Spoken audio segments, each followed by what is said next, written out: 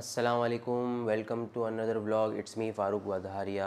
आज मैंने ना एक बहुत बड़ी खुशखबरी लेके आया हूँ उन लोगों के लिए जो यूएस अप्लाई करना चाहते हैं और जिनको अपॉइंटमेंट्स नहीं मिलता, बहुत साल बाद मिलते हैं, 1.5 साल बाद मिलते हैं।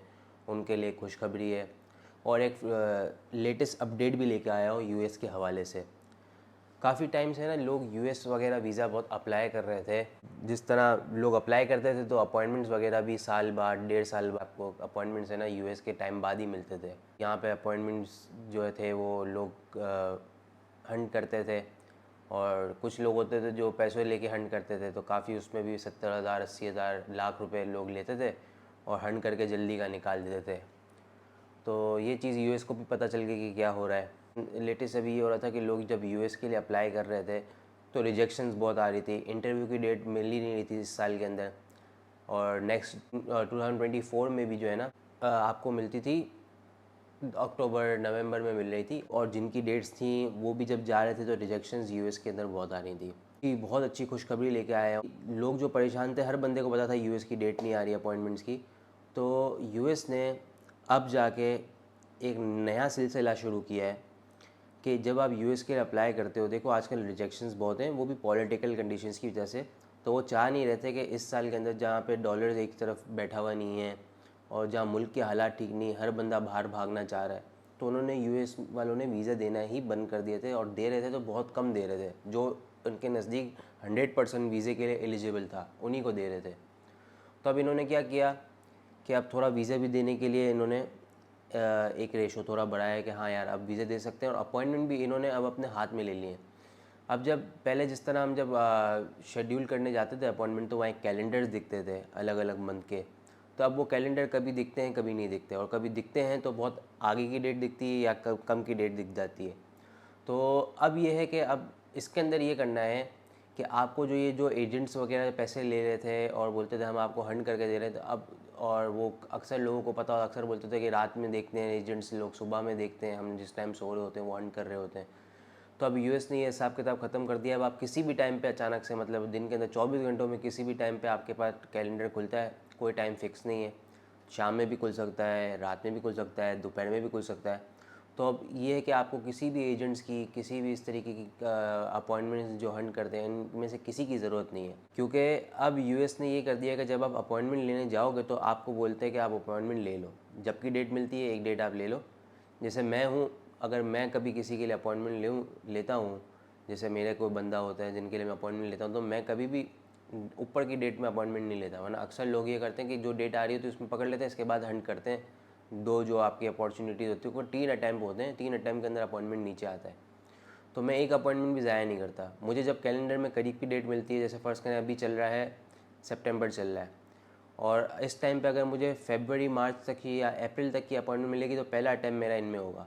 अप्रैल से ऊपर अपॉइंटमेंट मैं नहीं लेता। जून, जुलाई या अगस्त, सितंबर मैं छोड़ देता हूँ। मैं अगर जब तक मुझे दिखती नहीं है मैं नहीं लेता।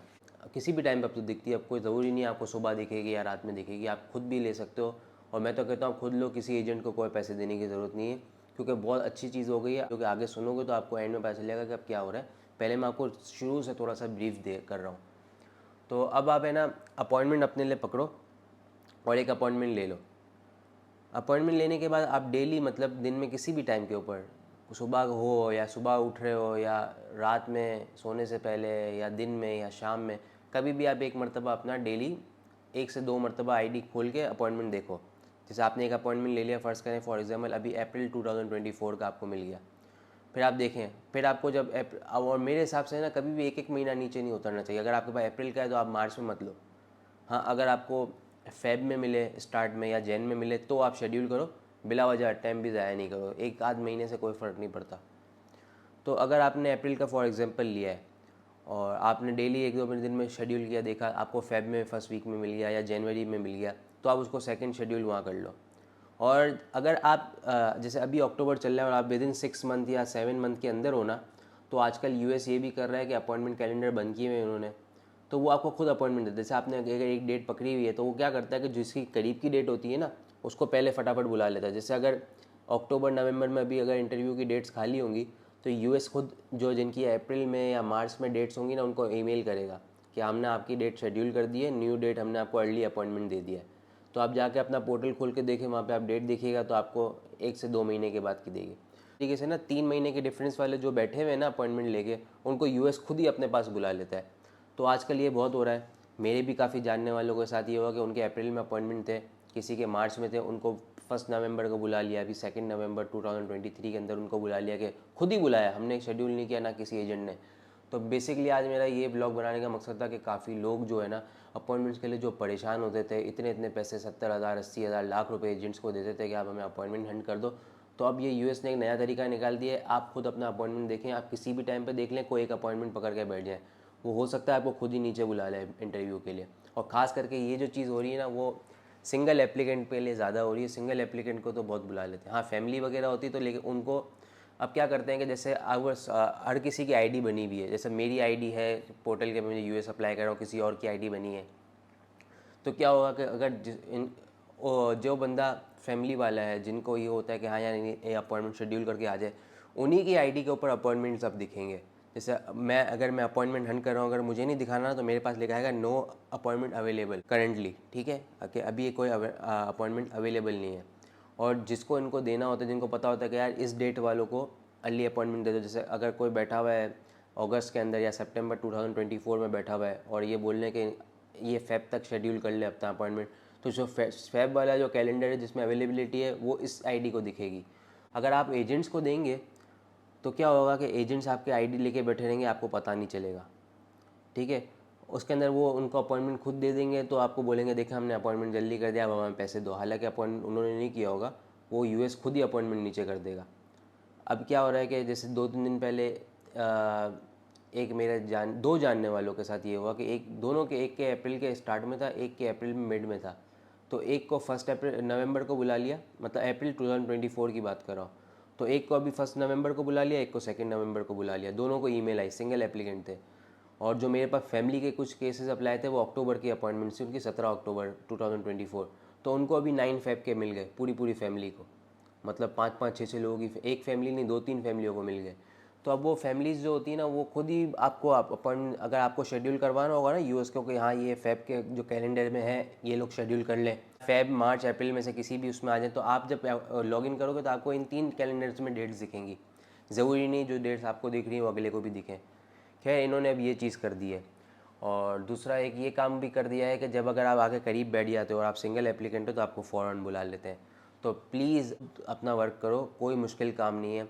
आपका जब एजेंट केस अप्लाई कर दे, आपका वीज़ा सबमिट कर दे, तो उसको बोलो यार मुझे मेरा पोर्टल का आईडी पासवर्ड दो। एक आध बार आप जब खोलोगे, अपॉइंटमेंट्स वगैरह देखोगे किस तरह लेते हैं, तो आपको खुद रिशेड्यूल करना और लेना आ जाएगा। बिला वजह के लाख लाख रुपए, 80,000 रुपये, या मिनिमम जो आजकल मिनिमम जो चल रहे हैं ना यूएस के, वो 50,000 रुपये। तो 50,000 रुपये देना बेकार है, वो आप फ्री में दोगे। अब जैसे मैं हूँ, अगर मैं पैसे ले रहा हूँ 50,000, मुझे तो पता है कि यूएस खुद ब खुद, ये बात एजेंट्स को पता होगी, कोई एजेंट्स आपको ये बात नहीं बताएगा कि यूएस अब खुद अपॉइंटमेंट जल्दी दे रहा है, ठीक है। तो अगर मैं अप्लाई किया हुआ है केस और मुझे पता है कि इनको अपॉइंटमेंट मिल जाएगी, तो मैं आपकी आईडी लेके बैठूंगा, मैं आपको बोलूँगा भाई मैं रोज डेली देख रहा हूँ, जब मिलेगा आपको बता दूंगा। तो जैसे मैं देखूंगा अभी, हो सकता है कि मुझे शेड्यूलिंग में दे दे कि आप जल्दी डेट, हो सकता है वो खुद ईमेल करके मुझे जल्दी डेट दे दे। तो दोनों सूरत में मुझे यूएस खुद देगा, इसमें मेरा कमाल नहीं होगा, ना मुझे हंट करना पड़ेगा। अगर मुझे यूएस को देनी होगी डेट ना, तो मैं सुबह 7 बजे देखूँ या शाम के 7 बजे देखूँ, डेट मुझे मिल जाएगी। तो अब मेहनत मेरे लिए नहीं है, और सिर्फ मैं क्या करूँगा कि हाँ ठीक है यार, अब सुबह देखो या शाम में देखो, बात एक ही है। तो मैं शाम के टाइम पे लॉगिन करके देखूंगा 7 बजे 6 बजे, या दिन के टाइम पे जब मैं फ्री हूँ, और मैं बोलूँगा हाँ यार डेट आ गया, और मैं आपको बोलूँगा देखो मैंने आपकी डेट शेड्यूल कर दी। तो इन एजेंट्स का आपको कोई कमाल नहीं है, यूएस खुद दे रहा है। तो ये बात आपको कोई एजेंट्स या कोई हो सकता है अल्लाह वाला हो आपको बता दे, जो थोड़ा बहुत अल्लाह का खौफ रखता हो, लेकिन हर बंदा आपको ये बात नहीं बताएगा। वो तो चाहेगा कि हाँ ठीक है हमारे लिए आसानी होगी, हमें पहले खुआरी करनी पड़ती थी फिर पैसे मिलते थे, अब बगैर खुआरी के पैसे मिलेंगे, पैसे आपसे बराबर लेगा। तो खुद अपना काम करें, किसी की भी अपॉइंटमेंट्स के लिए आपको किसी एजेंट्स की ज़रूरत नहीं है। बस मुझे ये बताना था और ये खुशखबरी देनी थी कि वापस यूएस ने ना अब अपॉइंटमेंट्स देना भी शुरू कर दिए, और जो वीज़े के भी रेशो वापस स्टार्ट कर दिए हैं। क्योंकि बीच में मैं ये नहीं बोल रहा कि यूएस वीज़ा बांट रहा है, मैं ये बता रहा हूँ कि यूएस जो है ना बीच में वीज़ा बंद कर चुका था पॉलिटिकल कंडीशन की वजह से, क्योंकि लोग भाग रहे थे यहाँ से, और ऐसा ही हो रहा था। लेकिन अब जो है ना जेन्युइन केसेस वाले भी उनको जो समझ में आ रहे हैं, अब वो खुद वापस से इन्होंने थोड़ा सा वीज़ा देना स्टार्ट किया है, और अपॉइंटमेंट्स के ऊपर भी अब खुद नज़र रख रहे हैं। तो बस भाई को अब इजाज़त दें और सब्सक्राइब ज़रूर कर लें चैनल को, ताकि इस तरीके की आपको ना अपडेट मिलती रहे। क्योंकि मेरा मकसद जो अपडेट मिलती है ना लेटेस्ट, वो मैं आप लोग को पहुंचा देता हूँ, ताकि आप लोग को भी ये चीज़ का पता हो। क्योंकि लोग यहाँ पे आपको कोई बताएगा नहीं, मैक्सिमम लोग ऐसे ही, कोई बताता नहीं, सब छीलने पे लगे रहते हैं लोगों को कि हम किसी भी तरह लोगों को लूट लें। तो बस आप भाई को आप दुआओं में याद रखें, सब्सक्राइब ज़रूर करें, इंस्टाग्राम पे भी फॉलो कर लें, वहाँ पे भी अपडेट मिलती रहती है मेरी। और फिर इंशाल्लाह मिलेंगे नेक्स्ट व्लॉग में, तब तक के लिए अल्लाह हाफ़िज़।